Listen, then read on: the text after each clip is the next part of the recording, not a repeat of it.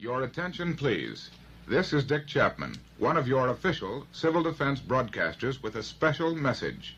Military authorities have advised us that an enemy attack by air is imminent. This is a red alert. You are advised to go to your nearest shelter area immediately. Find shelter. There is not time to leave the city. Your state civil defense director has just issued the following instructions. Please remain calm.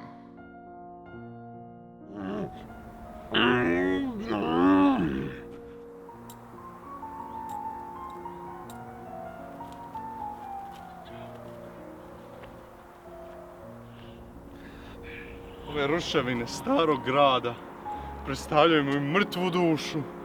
Kad i ovaj stari grad imao sam sve. Sad oboje nemamo ništa. Ovdje je moglo nekoć stati 15.000 ljudi. Sad smo sami ja i ti. Znaš, kad je Bajić sam sebe ubija, još uvijek sam osjećao prazninu. Jer sam zna da si ti još uvijek živ. Šta ti pričaš? 2 duše su zbog tebe patile. Jao mene, Frane. Šta je ovo tebe? Nisam ja Frane. Sudbina osvete, to sam ja. Osvetoljubljiva sudbina. Ček, Luka. Pa sjećam sad tebe. Ti si ono nešto tuka za Bajićem, za jabuku. Sam sad tuka, ja sam pobjeđiva. Pa ti si onaj koji ga je ubija. Tebe sam vidio u novinama. Ma ne. Krivo si shvatio. A, pa ti si onaj. Kako si moga nevinog Bajića? Bajić je ubija sam sebe, nisam ja, vjeruj mi. Odveo si ga u pustinju da ga ubiješ.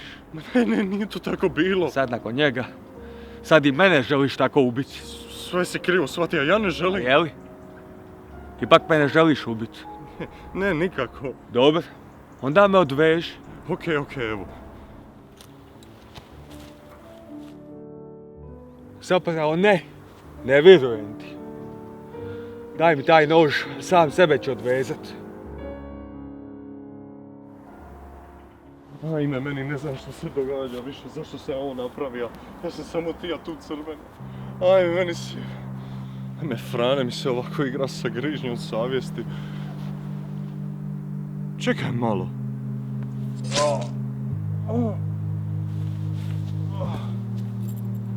Frane, to si bija ti cijelo ovo vrijeme.